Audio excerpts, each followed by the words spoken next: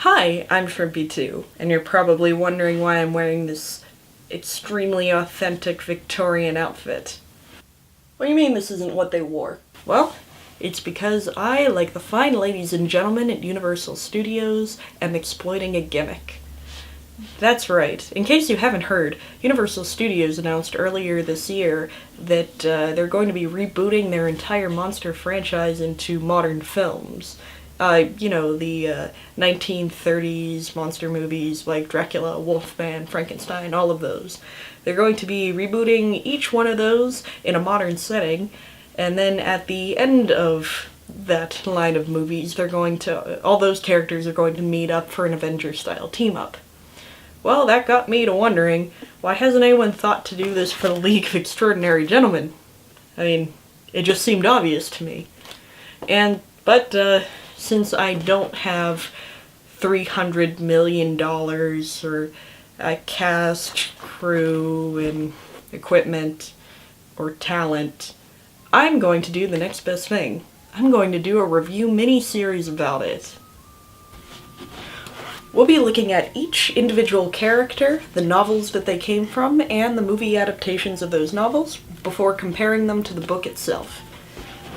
So to start off, we may as well go with my personal favorite member of the team, Holly Griffin, the Invisible Man. The Invisible Man was written in 1887 by H.G. Wells. It's actually an updated story of a parable in Plato's Republic called The Ring of Gyges, or Gyges. I'm sorry, I'm not entirely sure how to pronounce it. But basically the story is about, it asks the question, if a person is able to become invisible, and by extension anonymous, will they still behave like a moral person?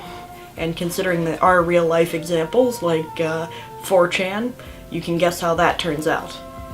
Okay, I'll be talking about the plot of the novel, so if you don't want spoilers, you can go ahead and skip past this part. Alright, so The Invisible Man is about Griffin, a scientist who through science turns himself invisible. He disguises himself and stays at this inn in an attempt to regain visibility, but due to his naturally aggressive demeanor being exacerbated by his condition, he gets himself kicked out almost immediately. Since he's invisible, he decides to rob houses and go on a short-lived reign of terror, but since he's only just an invisible man, he doesn't have any other superpowers, he can only be invisible if he has all of his clothes off and he hasn't eaten in a while, the police catch him very, very promptly. And he's shot and killed. And in death, he turns into a visible man again. And it turns out that he was an albino. I don't really know why that was relevant, but it's something that's mentioned in the book. There aren't many adaptations of this book, per se. It kind of seems like the concept's more interesting to storytellers than the actual characters. Like there's that 2000 Kevin Bacon movie, The Hollow Man.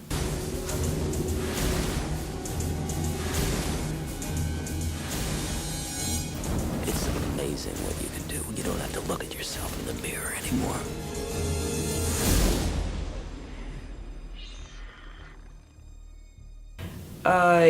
Yeah, but arguably the most well-known adaptation is the 1933 Universal Studios film, The Invisible Man, starring Claude Rains. Yeah, it's a pretty accurate adaptation, all things considered. There's some minor character and plot deviations, but all around, it's pretty faithful to the book. Griffin's now given a first name, Jack. He doesn't take advantage of a homeless man anymore, it's now a fellow scientist. There's a mentor figure that's distractingly played by Clarence from It's a Wonderful Life, and he's got a fiancé, whose main function seems to be trying to get Griffin to work with her father so that he can become visible again, and to remind the audience that he really was a really nice guy before he became invisible. I want you to let my father help you. You know how clever he is. He'll work with you day and night until you find that second secret, the one that'll bring you back to us. Then we'll have those lovely, peaceful days again, out under the trees, after your work in the evening. That's probably the biggest change from book to movie.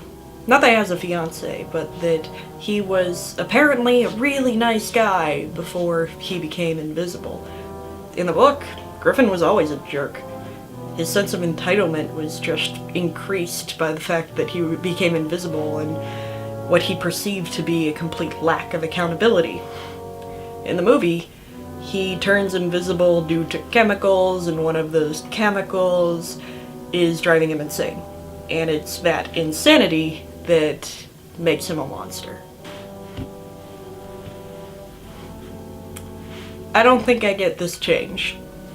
I mean, I guess I will buy that it's trying to sympathize or make the character Griffin more sympathetic, but why? I mean, we never see him before his transformation.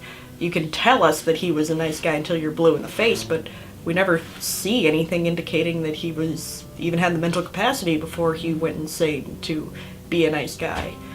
There's no, playing with the little girl and throwing flowers in the river moment for Griffin.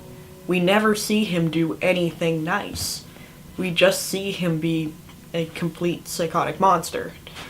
And it really doesn't help that he probably has a much higher body count than he ever did in the original novel, and possibly the highest one of any of the Universal monsters. And he also has that crazy speech about how the moon's afraid of him. Power, I said. Power to walk into the gold vaults of the nations, into the secrets of kings, into the Holy of Holies. Power to make multitudes run squealing in terror at the touch of my little invisible finger. Even the moon's frightened of me, frightened to death. The whole world's frightened to death. I mean, I would argue that that makes him awesome, but that definitely doesn't make him sympathetic.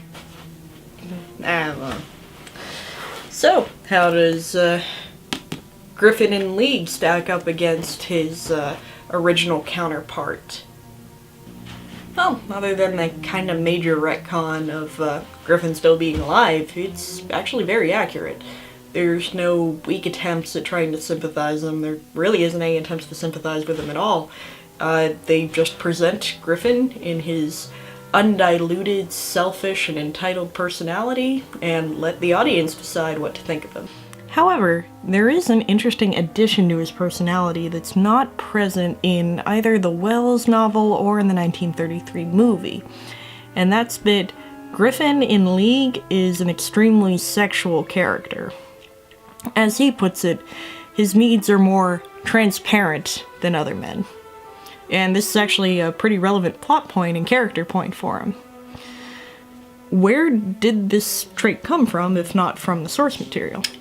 Well, I actually suspect that it came from the parable on which the Invisible Man is based, the Ring of Gyges.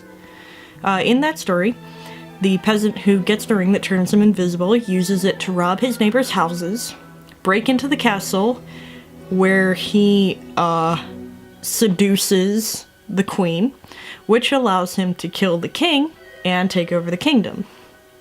So, yeah, not only is Griffin very accurate to H.G. Wells' original conception, but he's also very accurate to his analog character in the parable on which that novel is based. After enjoying such an respectful and considered take on the character, I am sincerely looking forward to the League of Extraordinary Gentlemen movie to see how badly they're going to disappoint me with the Griffin character. I'm not cynical at all. What are you talking about? Next time we'll be looking at Dr. Jekyll and Mr. Hyde. Until then, I have been Shrimpy2, and this has been the Shrimpy2 review. Thank you so much for watching. Here we go gathering nuts in May, nuts in May, nuts in May. Here we go gathering nuts in May on a cold and frosty morning. Whoops!